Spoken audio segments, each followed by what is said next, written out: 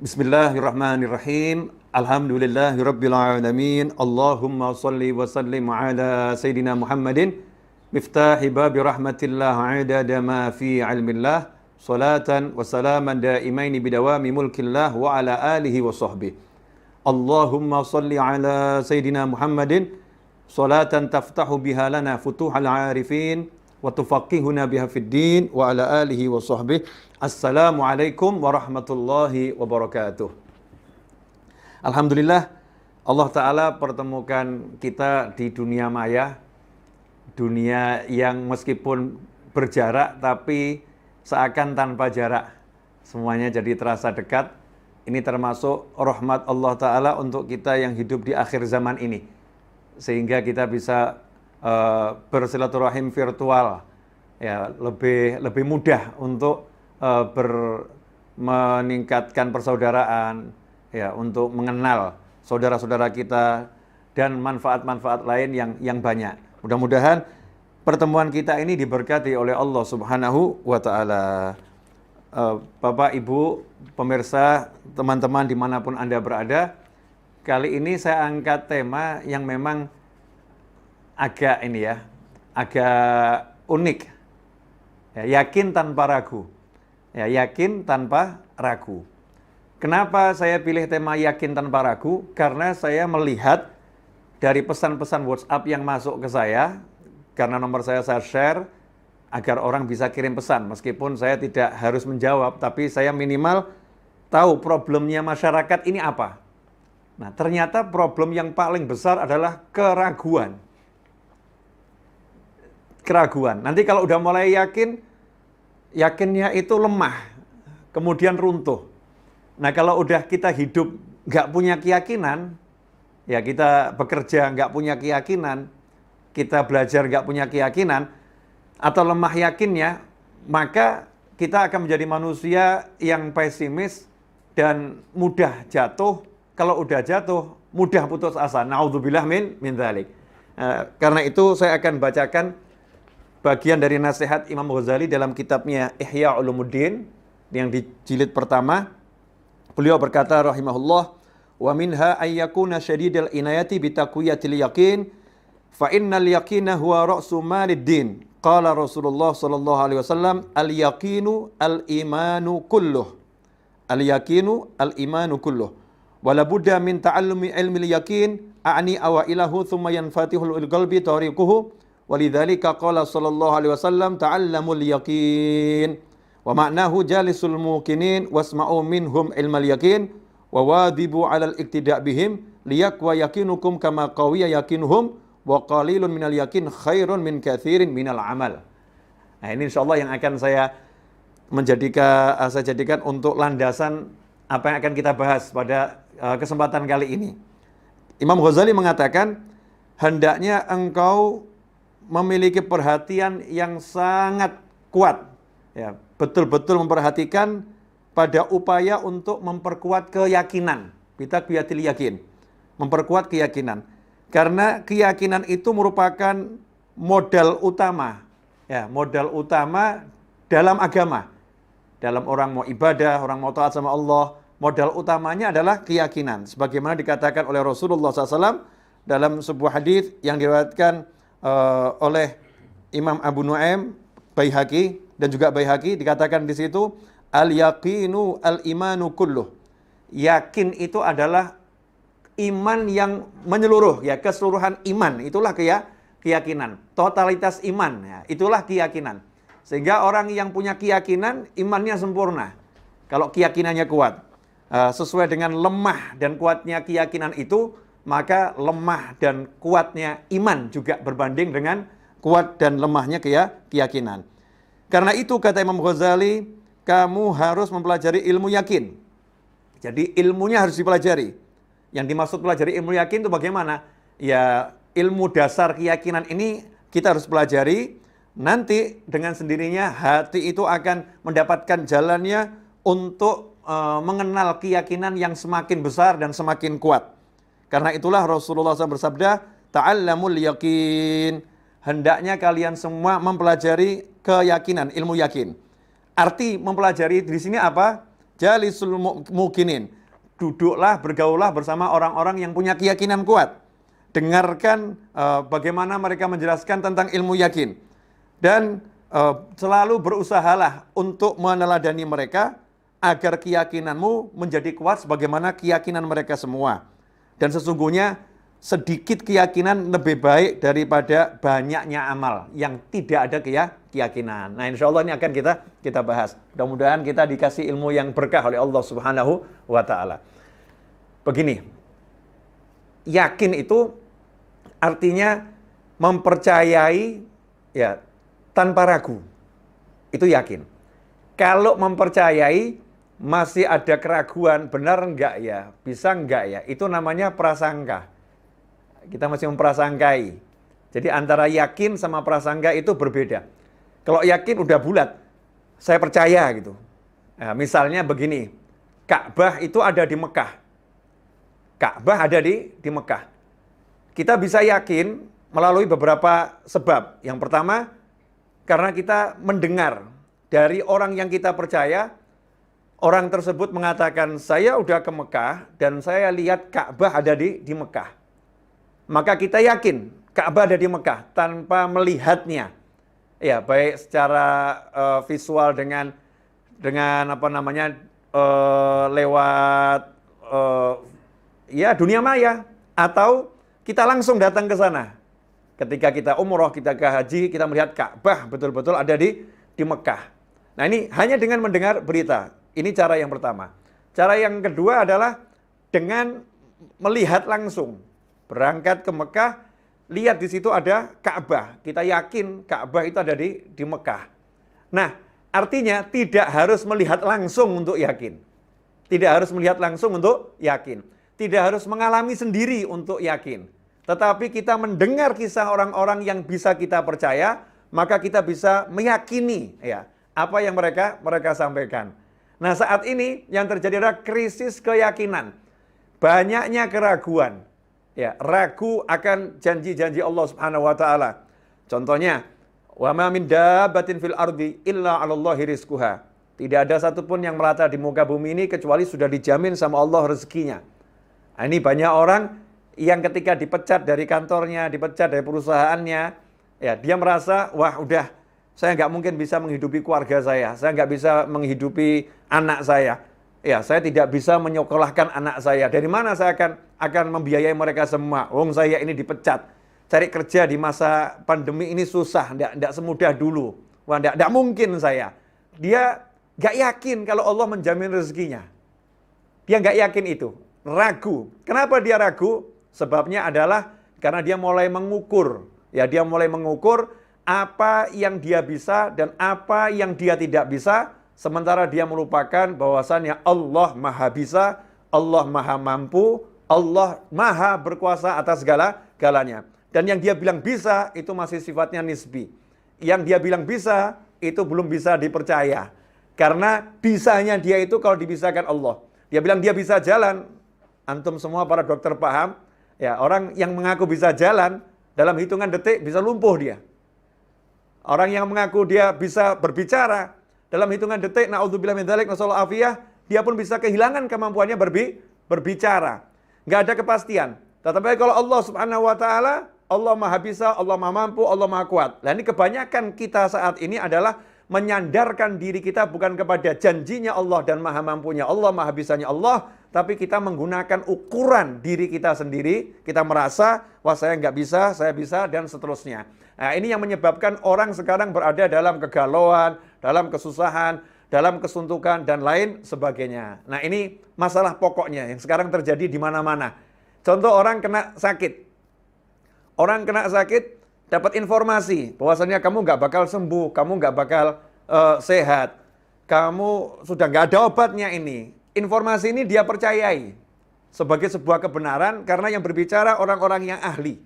Yang berbicara adalah pakar-pakar dan orang-orang yang melihat langsung pengalaman di lapangan bahwasannya orang yang penyakitnya seperti ini nggak ada harapan sembuh untuknya. Tetapi kalau orang yang yakin sama Allah Subhanahu wa Ta'ala bahwasannya Allah Maha Mampu menyembuhkan penyakit apapun, ya, penyakit apapun Allah maha mampu menyembuhkan, maka dia akan menjadi orang yang optimis. Dia terima kenyataan, penyakit ini berat, penyakit ini mungkin kesempatan saya untuk hidup akan terenggut. Tetapi saya punya Allah Subhanahu wa Ta'ala, saya akan minta sama Allah Ta'ala, saya akan melakukan pengobatan, saya akan berjuang minta kesembuhan dari Allah Subhanahu wa Ta'ala. Sehingga yang muncul adalah jiwa yang optimis.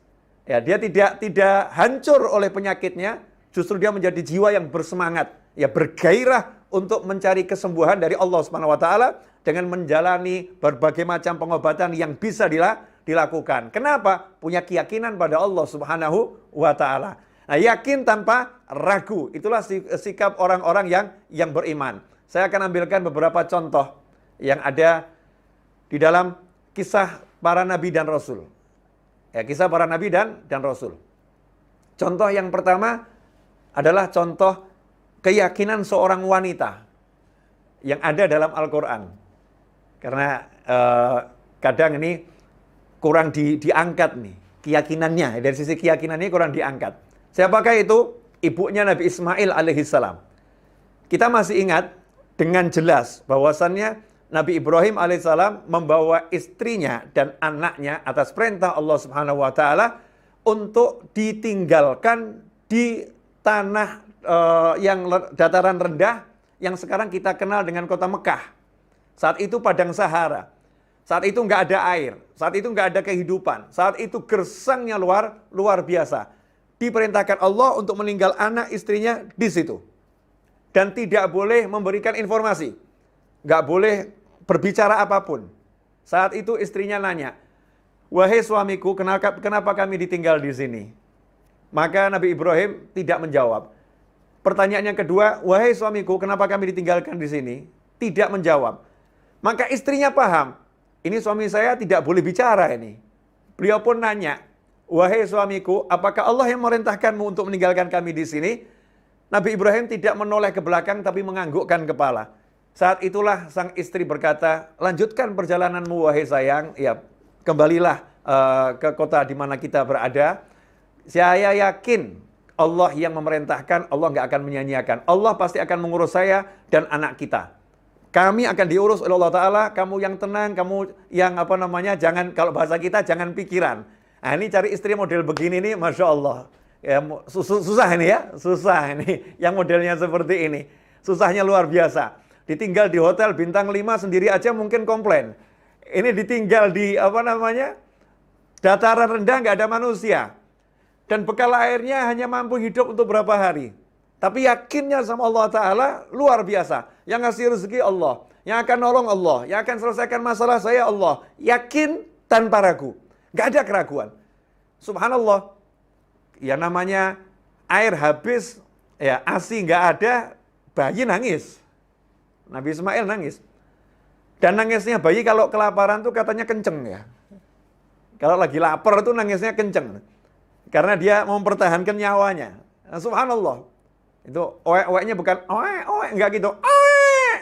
Dan semakin kuat rohnya, semakin kenceng tangisannya. Jadi Nabi Ismail alaihissalam itu nangisnya kenceng luar biasa. Sangat kencang. Di tengah kesunyian padang Sahara. Yang terjadi apa? Sang ibu paham anaknya ini butuh minuman.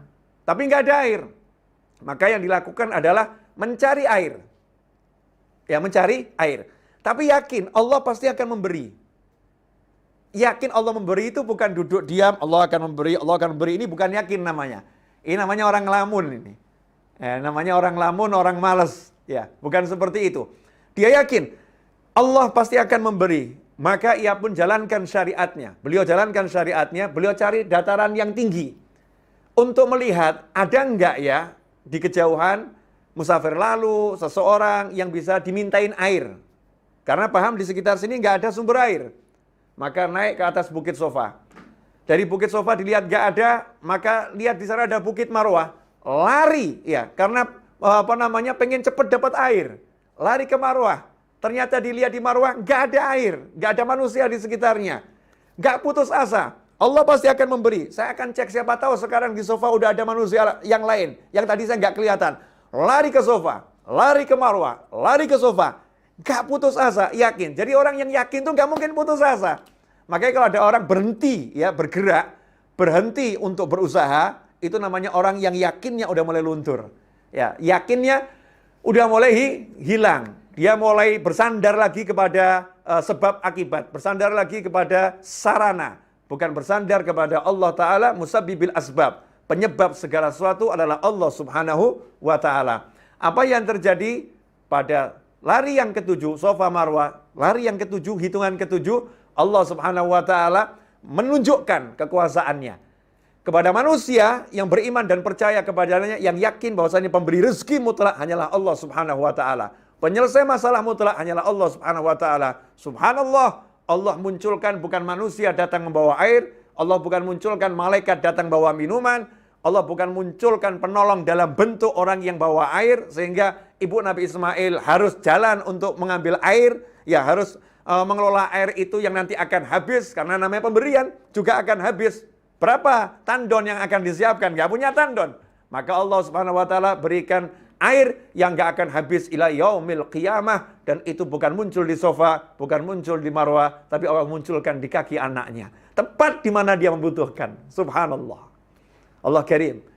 Maha pemurahnya Allah Ta'ala, maha mampunya Allah Ta'ala, maha kuatnya Allah Ta'ala, maha bisanya Allah Ta'ala.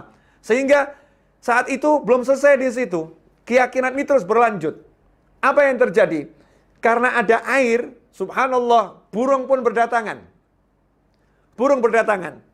Orang yang nggak pernah lewat Mekah, karena tahu di situ nggak ada air, dari jauh sekali melihat kok ada burung di daerah situ, maka mereka paham ini sudah ada air di sana.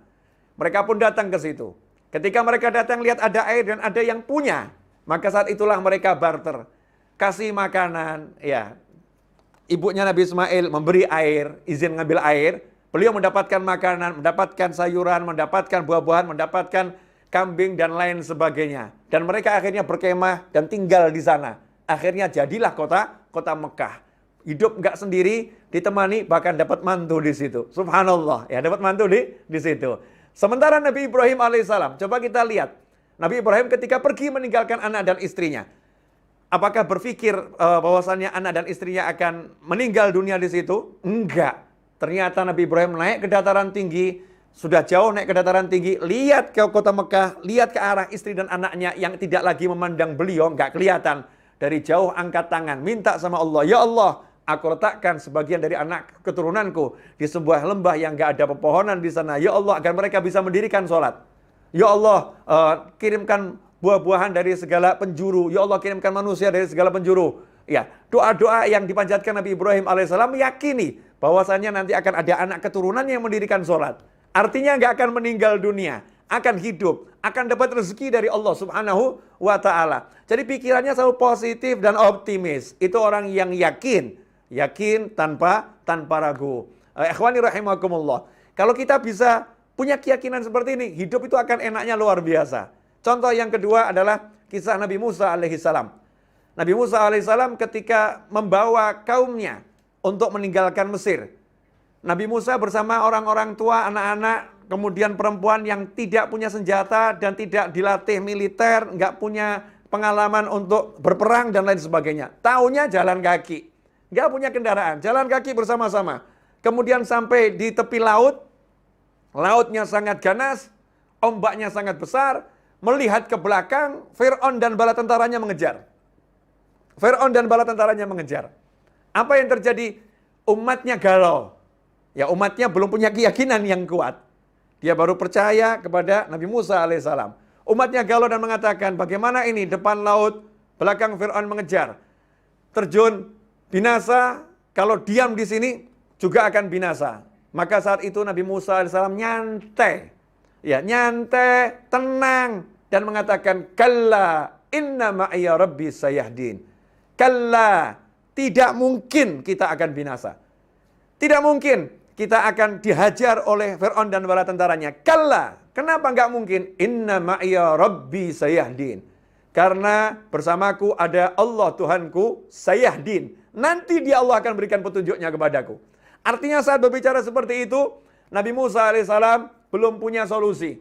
Nabi Musa alaihissalam enggak punya rencana untuk menyelamatkan semua ini, enggak punya. Tapi Nabi Musa alaihissalam percaya pada Allah Tuhannya yang maha kuasa, yang merintahkan dia untuk bawa kaumnya meninggalkan Mesir. Pasti Allah akan berikan solusi. Pasti Allah akan berikan pertolongan. Pasti Allah akan berikan jalan keluar. Hasilnya apa? Subhanallah, Allah berikan solusi yang nggak masuk akal manusia. Lautan yang begitu dahsyat ombaknya. Bala tentara yang begitu hebat dan terlatih, militer terkuat saat itu. Nabi Musa dibekali tongkat, Allah hanya memerintahkan, pukulkan tongkatmu ke laut. Pukulkan tongkatmu ke laut. Nanti akan terbelah lautan ini. Ya, akan terbelah. Nabi Musa yakin sama Allah Ta'ala. Beliau tidak mengatakan bagaimana laut akan terbelah dengan kayu.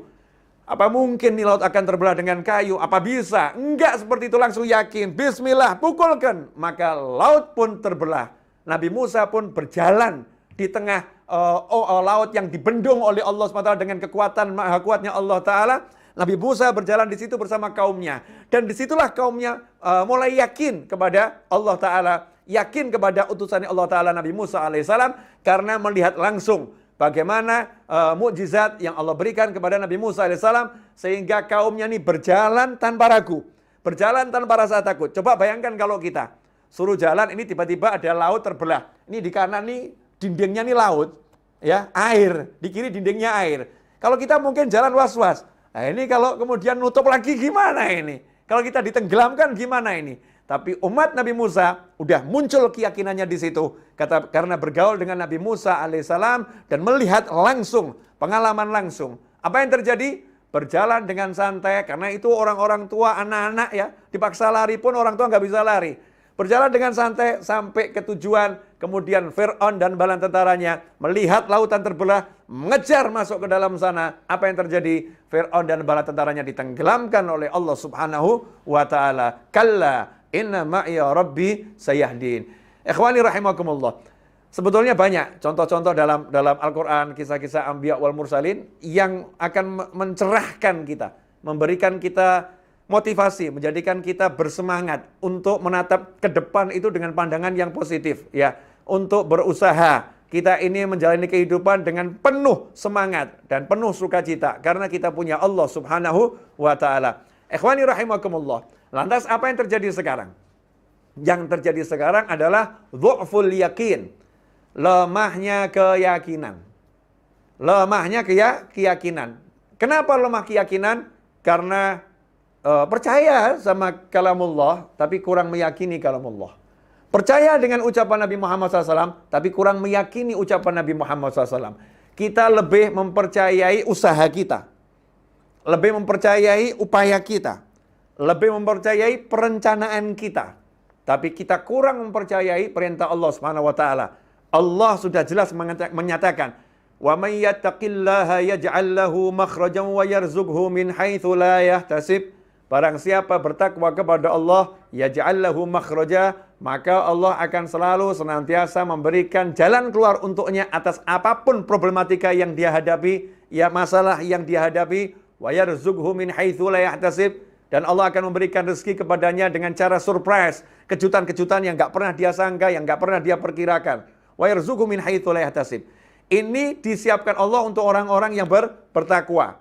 Orang yang bertakwa, kalau dia yakin dengan takwa ini, apapun masalahnya akan diselesaikan Allah Ta'ala, bagaimanapun kondisinya dia akan selalu mendapatkan rezeki dari Allah Subhanahu wa Ta'ala, maka hidupnya akan tenang.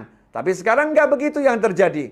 Manusia bukan mengandalkan yakinnya kepada Allah Ta'ala, bukan mengandalkan takwanya kepada Allah Ta'ala, tapi mengandalkan perencanaan, mengandalkan kemampuan, usaha dan usaha. Maka ketika usahanya itu gagal, usahanya itu mengalami suatu tembok yang menghalangi dia untuk melanjutkan. Ketika perencanaannya itu yang terjadi ternyata jauh dari apa yang dia rencanakan, saat itu dia pun menjadi lemah, lunglai, dan berputus asa. Dia pun kemudian menyerah menghadapi kehidupan. Naudzubillah min dzalik. Beda dengan orang udah yakin sama Allah Ta'ala. Maka begitu dia berusaha semaksimal mungkin, melakukan perencanaan sebaik mungkin. Seperti ibunya Nabi Ismail alaihissalam. Berusaha semaksimal mungkin, melakukan perencanaan sebaik mungkin. Cari tempat yang tinggi. Ya, cari tempat yang tinggi. Kemudian bergerak cepat ke tempat tinggi yang lain. Perencanaannya bagus, usahanya bagus. Tapi ketika mengalami yang namanya tembok kegagalan, kalau dalam pandangan manusia biasa, ternyata nggak ada manusia. Ternyata nggak ada air di situ, maka dia tidak berhenti berusaha. Kenapa? Karena saya yakin Allah pasti akan menyelesaikan. Allah akan berikan solusi. Dia kaitkan hatinya, pikirannya pada Allah Subhanahu wa taala, maka yang terjadi subhanallah luar biasa seperti yang udah saya ceritakan di depan tadi. Nah, kalau orang yang bertakwa yang yakin sama Allah Subhanahu wa taala, ketika dia punya masalah, maka dia bukan sholatnya semakin kendor, sholatnya akan semakin kenceng, baca Al-Qur'annya semakin kenceng, sedekahnya semakin banyak, zikirnya semakin mantap. Kemudian dirinya semakin diperbaiki. Sambil dia terus berusaha sebaik mungkin. Dia menantikan solusi dari Allah Subhanahu wa taala, dia menantikan surprise yang membahagiakan dari Allah Subhanahu wa taala. Inilah yang namanya yakin tanpa ragu. Nah, kenapa terjadi keraguan? Karena kumpul dengan orang-orang yang ragu. Kumpul dengan orang-orang yang selalu mengandalkan hitung-hitungan. Kumpul dengan orang-orang yang selalu mengutamakan perencanaan. Kumpul dengan orang-orang yang seakan-akan ya menjadikan usaha itu seperti Tuhan. Karena aku berusaha aku bisa. Karena aku bekerja keras aku berhasil. Jadi menuhankan usaha. Naudzubillah min dzalik. Menuhankan yang namanya perencanaan. Naudzubillah min dzalik. Kemudian kumpul dengan orang-orang yang dia itu putus asa. Kumpul dengan orang-orang yang putus asa, saya udah usaha begini gagal. Saya udah berjuang semaksimal ini gagal, udahlah menyerahlah menghadapi semua ini, nggak mungkin bisa. Orang-orang yang melemahkan ya semangatnya. Kalau kita pengen kekuatan yakin kita ini kuat, ya kita jangan mendengarkan yang seperti itu. Tetapi kita mendengarkan kisah orang-orang yang kuat yakinnya pada Allah Subhanahu wa ta'ala, yang selalu memberikan semangat. Allah itu ada, Allah maha bisa. Kita ini nggak bisa apa-apa. Tugas kita hanya berusaha. Kalau nanti ada tembok yang menghalangi, kalau nanti ada kegagalan yang dianggap oleh manusia, itu bukan kegagalan. Itu jalan Allah Subhanahu wa taala untuk menyampaikan kamu pada tujuan yang lebih besar. Jalan Allah taala berikan kamu solusi, memberikan kamu rezeki. Terus tingkatkan sholatmu, tingkatkan zikirmu, tingkatkan sholawatmu, tingkatkan istighfarmu, tingkatkan sodakohmu, tingkatkan qiraatul Qur'anmu, sehingga dia akan hidup dengan penuh optimis. Ikhwani rahimakumullah. Mudah-mudahan apa yang saya sampaikan ini berkah dan manfaat. Kurang lebihnya mohon maaf. Jazakumullah khairan. Walafu minkum. InsyaAllah kita bisa menyambung dalam kesempatan yang lain. Wassalamualaikum warahmatullahi wabarakatuh.